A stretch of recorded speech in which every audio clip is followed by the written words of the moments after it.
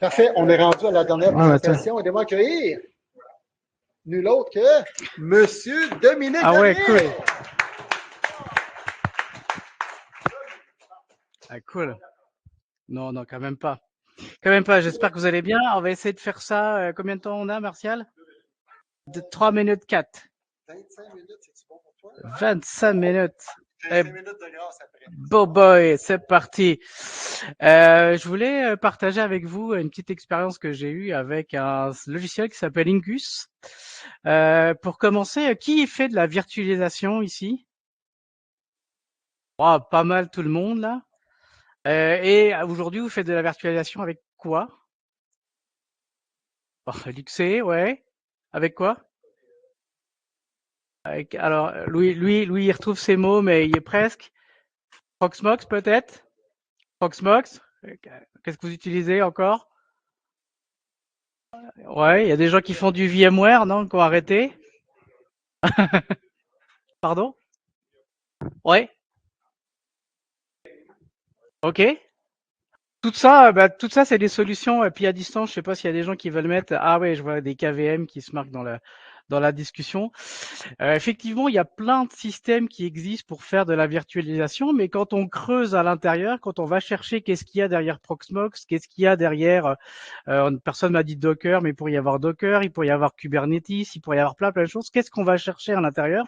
Ben, on va trouver des fonctionnalités qui sont dans le kernel. On va trouver la fameuse partie de KVM avec QEMU qui va utiliser KVM pour aller utiliser les différents appels dans le système, ou quand on va faire de la containerisation, on va aller chercher des namespaces à l'intérieur pour trouver des espaces à l'intérieur du kernel Linux pour rouler nos différents programmes. Euh, pour faire rapidement, Incus, c'est le nom du petit os qu'il y a dans l'oreille qui fait la transmission entre entre le tympan et des petits os dans l'oreille pour bien entendre. Incus, c'est un fork d'un produit qui s'appelle ou d'une solution qui s'appelle LXD. Il y en a qui me l'ont dit, qui faisaient de la virtualisation avec LXD. LXD, je ne sais pas si vous savez, mais ça a été repris ou en tout cas chapeauté par Canonical. Canonical, on les aime bien parce qu'ils ont fait Ubuntu serveur, etc. Et il y a une équipe qui est anciennement d'LXC qui s'est dit, ben tiens, nous, on n'aime pas trop la philosophie de Canonical, et donc on a dit, tiens, on va faire quelque chose à côté, et ils ont fait un fork. Donc, l'avantage du fork, c'est que ça utilise les mêmes commandes que LXD. Donc, les commandes de base de LXD, elles sont transposables directement sur Incus. Et puis, qu'est-ce qu'on peut faire avec ça? On peut faire gérer des containers, des fameux containers, comme Docker. Avec une petite particularité, on peut faire des containers de système et pas uniquement des containers d'application. On peut faire des machines virtuelles. Et là, des machines virtuelles, j'entends les Linux, c'est traditionnel. On peut faire n'importe quoi qui est capable de rouler sur un ordinateur, que ce soit du FreeBSD, du OpenBSD, du NetBSD, du Microsoft Windows, voilà. Bref, tous les outils que vous pouvez faire. C'était fait, c'est fait exprès. Et puis on peut faire des différents environnements isolés qu'on peut gérer dans le le truc qui est rigolo, c'est que c'est développé en Go. Alors il y a la grosse scission, il y a les gens qui font du C, du C++, du Rust parce que c'est super cool, et du Go parce qu'il paraît que c'est encore plus cool. Un des mainteneurs du programme est à Montréal, c'est un Montréalais qui gère ça. Stéphane Graber, qui lui monte une grosse plateforme pour un CTF qui s'appelle le Norsec à Montréal. Et puis ça fonctionne en rootless. C'est-à-dire, on n'est pas obligé de rouler ça en route, on peut rouler ça en usager. Alors, Incus est orienté relativement sécurité. Tous les échanges se font par des certificats TLS, c'est-à-dire que chaque fois qu'on veut commander, qu'on veut utiliser Incus, qui est dans le fond un orchestrateur, tout se fait avec de l'authentification par certificat. Si vous n'avez pas de certificat TLS, alors ça, je pense que j'avais déjà parlé de ça il y a un précédent meet-up il y a à peu près 4 ans sur la gestion des certificats SSL, TLS. Ça prend un certificat TLS pour pouvoir se connecter aux plateformes Incus. Si vous l'avez pas, vous pouvez pas vous connecter. Ça marche, ça se fait c'est relativement transparent, ça marche en mode CLI. command line interface. Donc ça veut dire que pour les gens qui aiment bien faire du SSH, qui aiment bien se connecter sur des serveurs, eh ben c'est facile de pouvoir l'utiliser. Il y a quand même une interface en mode graphique pour les gens qui sont des passionnés de la souris et du clic pour faire. Ouais. C'est relativement transparent quand on va le faire, quand on va créer les fonctions. C'est auto-signé à l'intérieur de la plateforme.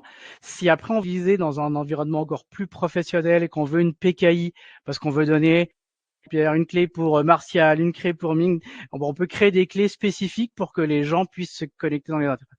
Après, quand vous avez une clé, c'est votre traçabilité. Il y a la notion de ID mapping pour faire l'interface avec le rootless, on va l'avoir. Et puis quand on fait l'installation, il y a le certificat dans le navigateur. Donc on a un certificat qu'on met dans son navigateur. Moi j'ai pris celui du Mac, mais il y a dans Firefox, vous pouvez le faire. On va voir tout à l'heure dans la partie. Est-ce qu'il y en a qui sont familiers avec les sub-UID, sub-GID? Alors, ceux qui ont fait du Podman et qui disent Podman c'est cool, ils doivent savoir ça, sinon ça démarre pas. Ça permet de créer des espaces d'usagers, d'ID d'usagers dans les systèmes.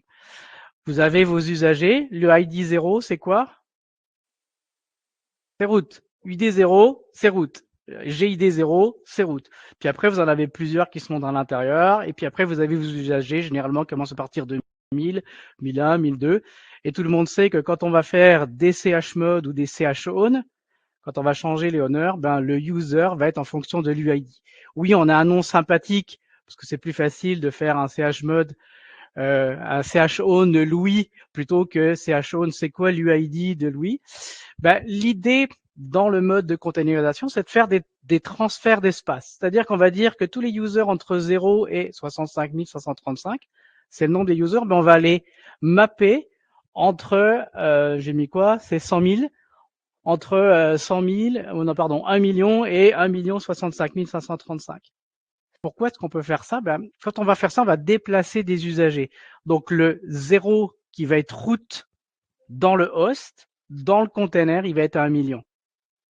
Et c'est ça qui me permet de pouvoir jouer sur les droits. Puis on fera dans la démo tout à l'heure, vous allez voir comment ça fait le changement.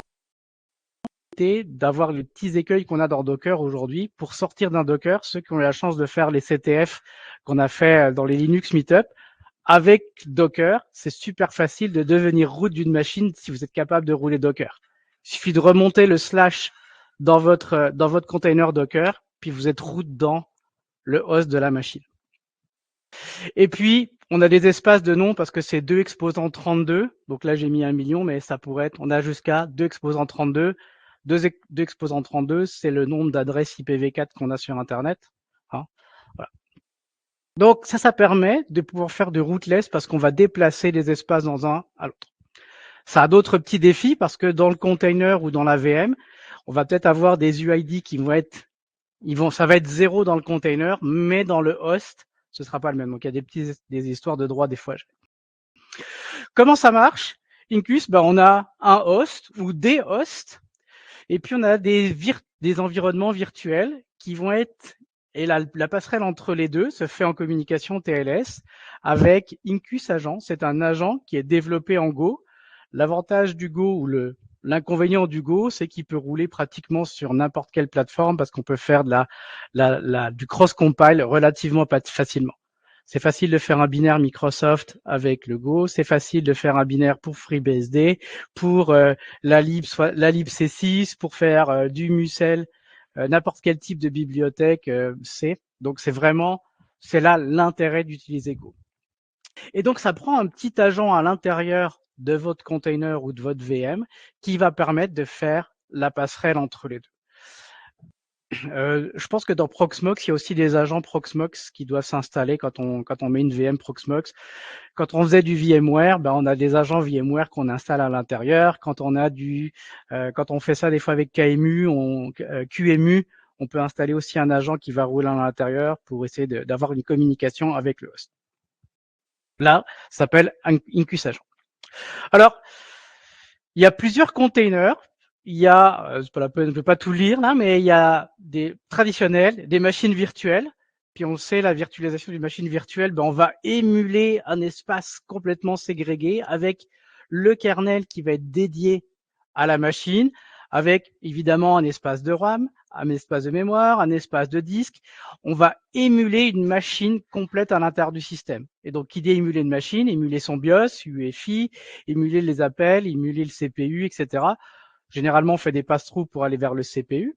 Et puis, on fait de la virtualisation matérielle. Et donc là, quand on va démarrer la machine, on va démarrer initd, on va démarrer le kernel, on va démarrer init, on va démarrer systemd, donc forcément, ça prend un peu plus de temps à démarrer que quand on va démarrer juste une application ou juste un container. Ensuite, Incus permet, comme LXD, de démarrer des systèmes containers. Alors là, on va pas démarrer le kernel, mais on va démarrer à partir d'init. Je vous ai pas dit dans la VM, hein, c'est comme une machine physique, mais en mode virtuel. Donc, tous les problèmes de grub, on peut retrouver les problèmes de grub. Tous les petits problèmes de démarrage, on peut les retrouver dans la machine virtuelle comme sur une machine physique. Quand on va dans les systèmes containers, là, on va imaginer que toute la partie kernel est déjà lancée. Ça va être le noyau de la machine host. Puis là, on va commencer à partir de init. Init ou systemd, ça va dépendre des systèmes, votre système d'amorce. Donc, on va pouvoir décliner les différentes versions.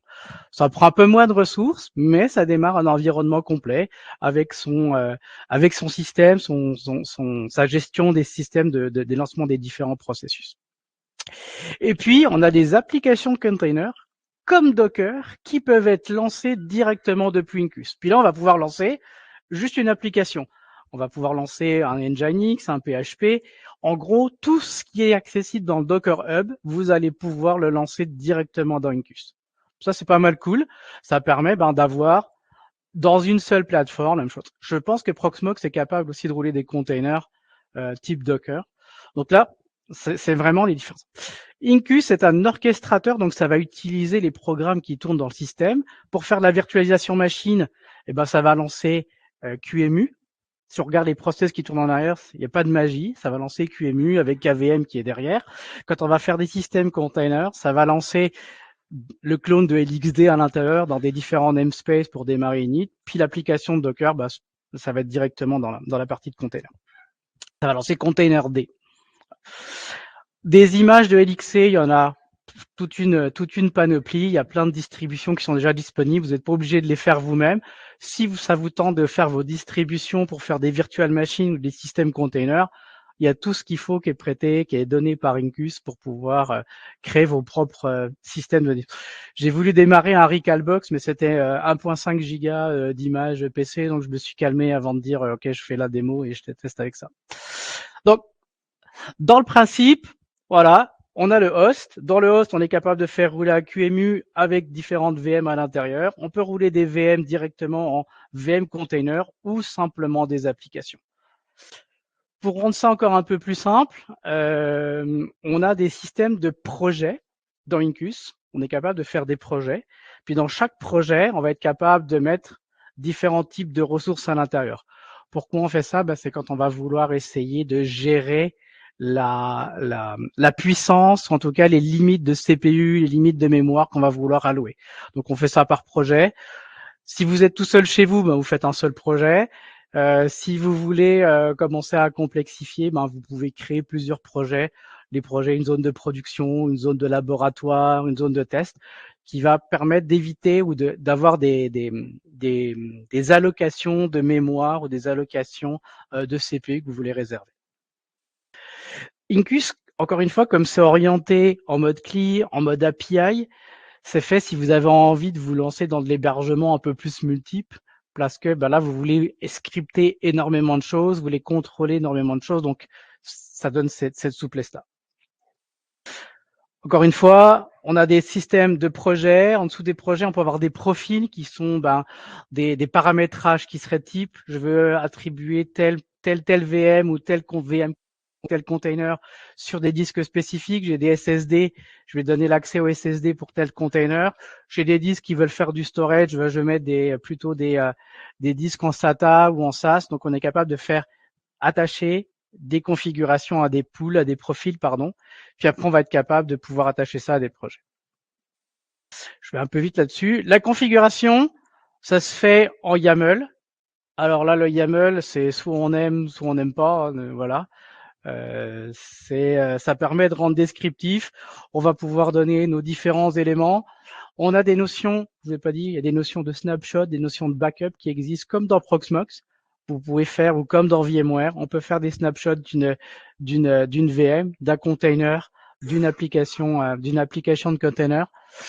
Et puis, voilà, on a des configurations, ça reste, je ne veux pas aller dans le détail, mais on configuration qu'on va appliquer automatiquement quand on veut spinner et démarrer des équipements. Alors, dans la partie démo, il y a deux options. Il y a l'option, alors elle est où ma fenêtre? J'ai perdu ma fenêtre. Elle est là. C'est pas celle-là. Hop, voilà. Donc en mode CLI, on a une commande Incus. Puis moi sur mon Mac, j'ai installé une commande qui me permet. Oula. Ah ok, parfait. Donc j'ai installé Incus sur mon Mac et j'ai configuré Incus pour aller se connecter sur une machine chez nous. Je vous passe les détails, ça prend un WireGuard, ça rebondit 3 fois dans l'internet, ça va en Chine, ça revient, bref. Et donc ça me permet d'avoir un Incus sur lequel je suis capable de donner. J'ai déjà démarré des petites machines à l'intérieur. J'ai démarré des clusters. J'ai préparé des machines virtuelles qui sont des clusters à l'intérieur pour pouvoir faire un test un peu plus tard. Alors, je vous parlais tout à l'heure des différents profils sur lesquels on est capable de faire. Et puis, c'était quoi que je voulais vous montrer, les projets. Hop. By the way, Incus, ça s'installe à peu près partout. Ça marche sur du x86, sur ARM, sur à peu près n'importe quel type de processeur. Et puis, si jamais vous avez envie, vous pouvez vous amuser à faire des clusters avec des machines différentes, ce qui est normalement pas possible. Bref. Donc, dans mon Incus que j'ai à l'intérieur, alors c'est quoi que je voulais vous montrer? Hop. Marche-tu? Alors, je voulais vous montrer.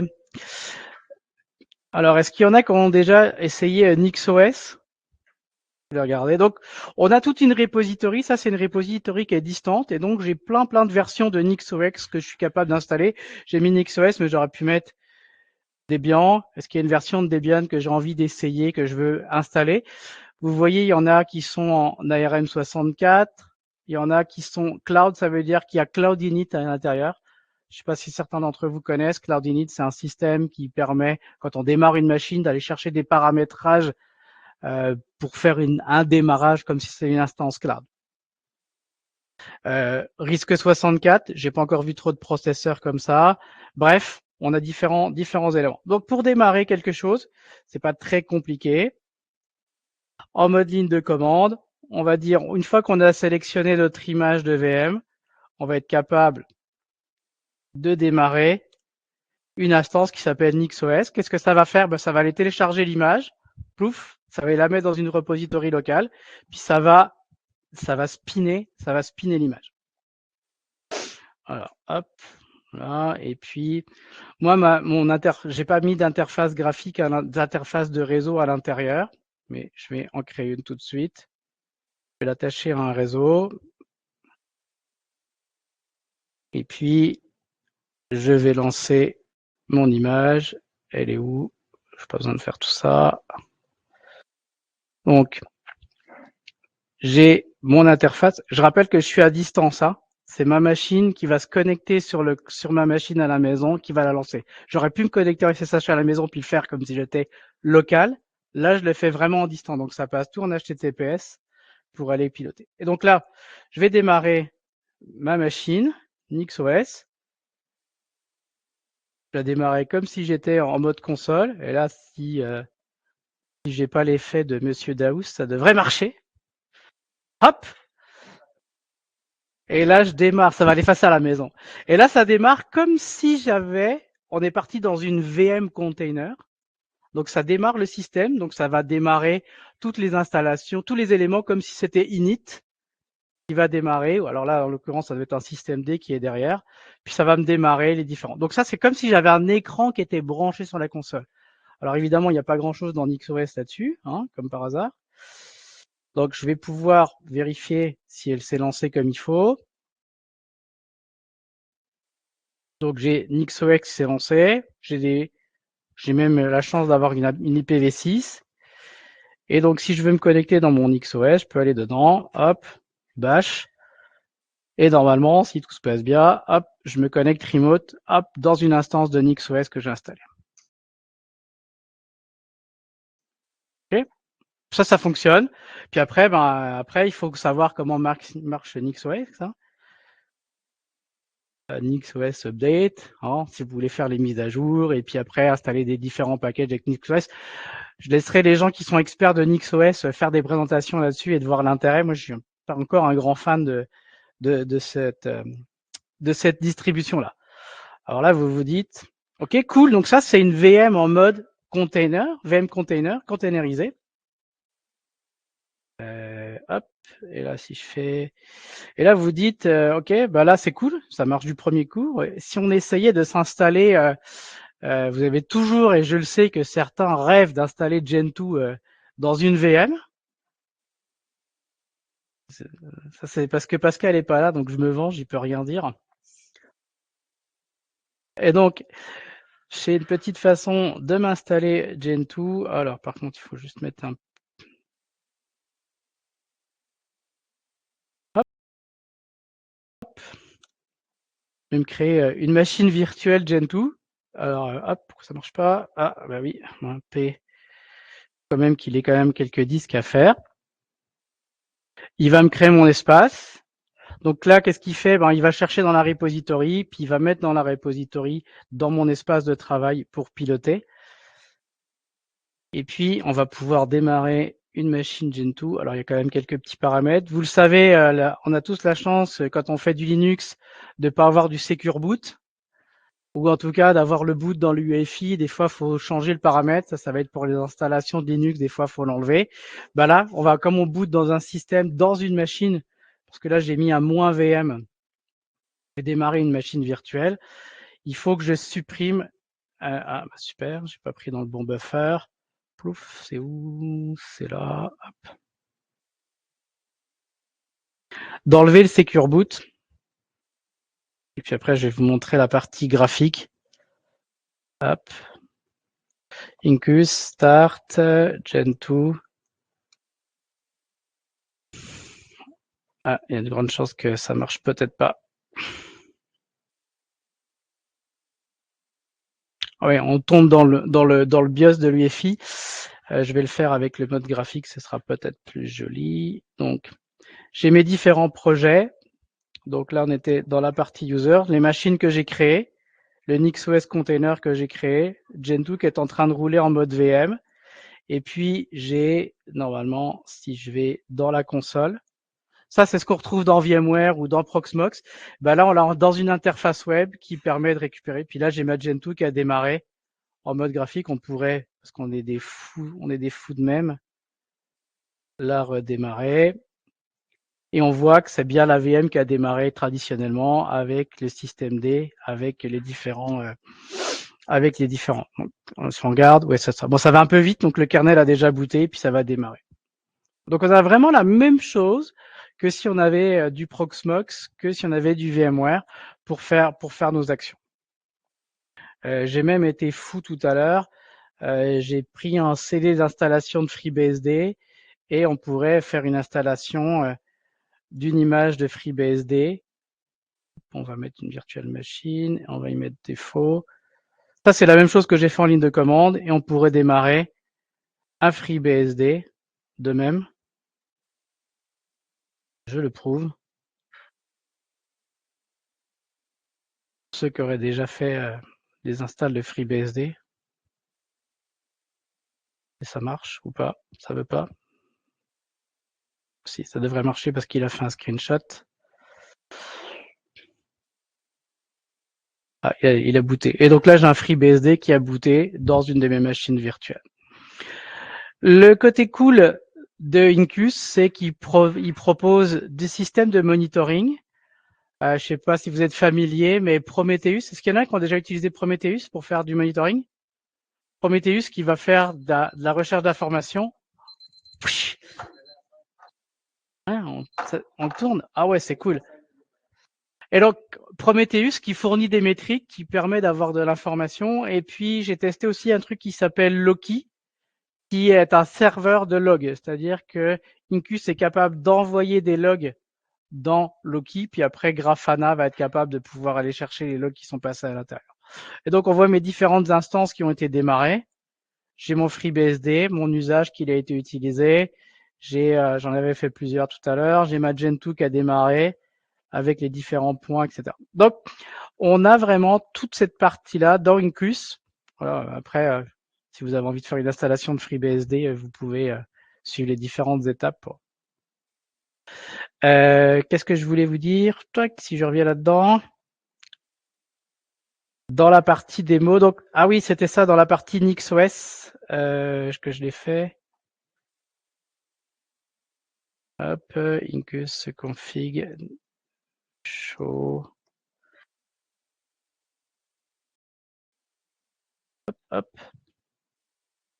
Donc, je disais tout à l'heure qu'on pouvait voir comment ça fonctionnait avec tous des fichiers YAML. Donc, on peut éditer les fichiers YAML puis faire les différentes modifications. J'ai pas mis d'espace disque. Je voulais vous montrer l'espace disque, mais je l'ai pas démarré avec un disque attaché au système pour vous montrer le mapping entre les UID de la VM et les UID du système. C'est pas très grave. Dans Incus, qu'est-ce que j'ai pas fait? Il y a plein de trucs que j'ai pas fait parce que je m'y suis mis il y a quelques semaines pour découvrir un peu comment ça fonctionnait. J'ai ouvert plein de tickets de bugs à l'équipe, parce qu'il y a des choses que je comprenais pas ou qui marchaient pas, donc je suis actif dans le forum de discussion. J'ai pas trop joué avec Cloudinit qui permet de faire des pré-packaging de distribution. Je démarre une Debian, puis je lui dis, tiens, crée-moi un user, installe-moi tel package. On peut faire ça avec Cloudinit dans le démarrage. J'ai pas trop joué dans la gestion des snapshots et des backups, mais encore une fois, quand on va dans la console, on est à l'intérieur, on a une instance, on a notre Gentoo NixOS. Voilà. On a des onglets snapshot, puis on peut créer des snapshots. Un snapshot. Alors, j'ai pas trop joué, mais on peut s'amuser à créer des snapshots, voir comment on peut les relever. J'ai joué un peu avec les clusters. Oui. J'appuie, je fais un snapshot, je fais une photo de cette station-là. Je fais plein de choses. Je me suis trompé. Je reviens sur Snapshot et je reviens à l'état initial.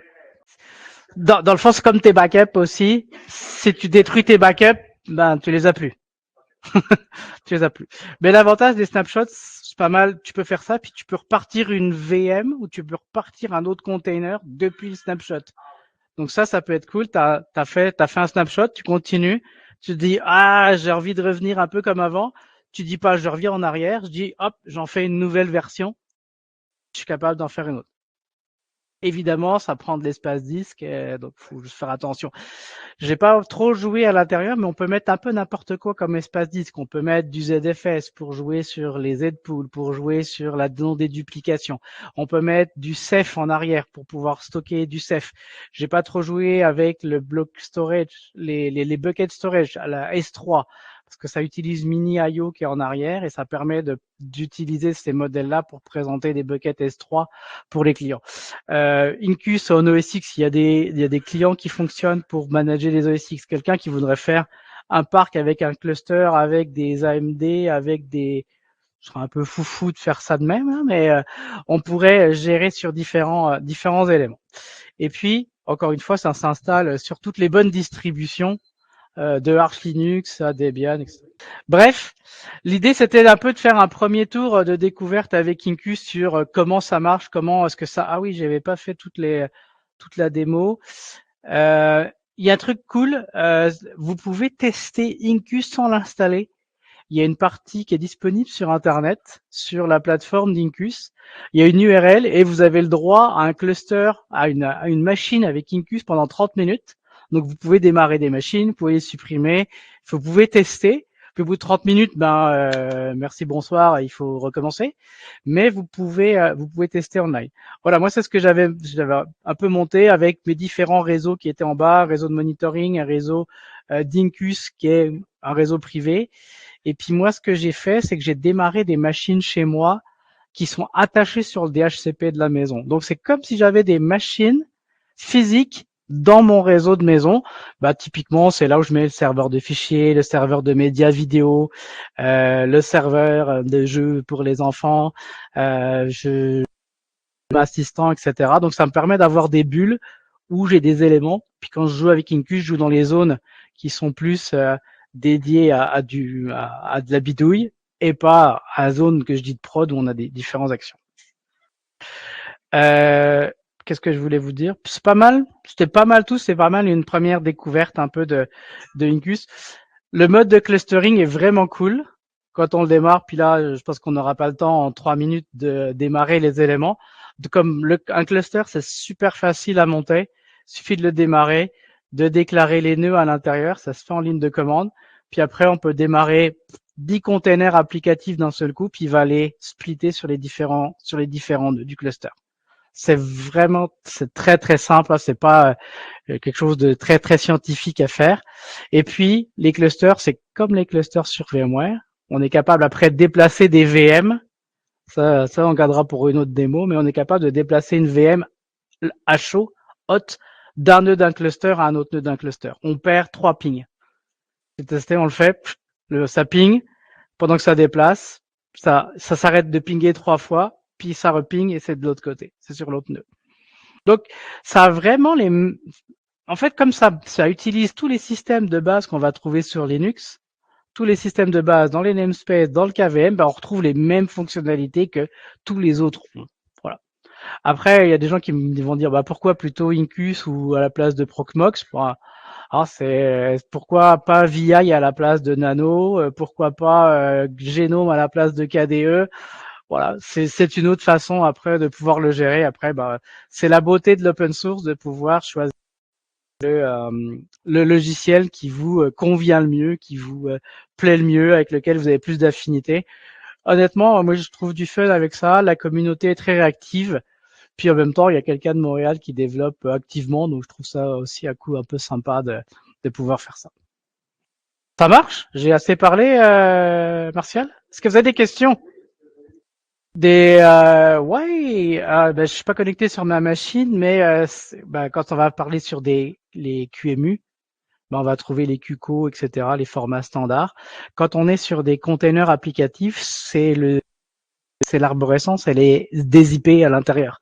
Donc, si toi, tu as envie de faire de la maintenance puis de rajouter des fichiers dans tous les containers de tes usagers, tu parcours l'arborescence puis tu rajoutes des fichiers dans l'arborescence de tes usagers. Tu peux faire ça. Une fois que tu es admin, tu es admin. Ça répond à la question là. J'ai quand même pas mal décortiqué la notion de gestion de certificats à l'intérieur, comment les choses que j'ai testées, j'ai effacé, j'ai remis pour un peu maîtriser la chose. Honnêtement, c'est plutôt bien fait, ça marche bien. L'interface je trouve l'interface assez facile quand on est bloqué. Après, il y a plein de paramètres dans les settings. Il y a une notion d'ACME. ACME, c'est Let's Encrypt. On peut mettre son système de connecter à Let's Encrypt si les certificats, c'est qui posait la question, Jean-Pierre. Les questions de certificats, si on veut qu'ils soient signés avec une vraie autorité de certification, on peut connecter avec ACME et Let's Encrypt ou Cloudflare ou peu importe celui qui fournit certificat gratuitement là ou payant, parce que vous pouvez en avoir des payants avec ACME, pour gérer tous les certificats à l'intérieur de la plateforme. Il y a énormément de paramètres à l'intérieur, je les ai pas tous faits. Toute l'équipe de LXD, elle a migré chez Incus. Donc la réponse est un peu il y a quand même une grosse partie. Les images sont compatibles, donc toutes celles qui ont été faites avec LXD, on peut les prendre puis les mettre dans Incus, ça va marcher numéro 1. Je voulais essayer Turnkey Linux, je voulais essayer de trouver des repositories, puis j'ai pas trouvé la repository des images directement accessible pour essayer. Mais je suis persuadé qu'il y a même pas mal de passerelles qui permettent de faire de quoi. Parce que je trouvais ça drôle, j'ai pas fait rouler de serveur Windows, mais on peut le faire. J'étais presque, je l'ai pas dit, j'étais presque. Mais on peut le faire et voilà, on est vraiment dans le mode de virtualisation. Après, je suis pas un grand fan de ça. Moi, je suis plutôt dans la containerisation. Plus c'est petit, plus ça fait, qu'est-ce que ça a besoin? Pour moi, mieux c'est là. Et j'ai bien compris, Kinkus compose bien avec.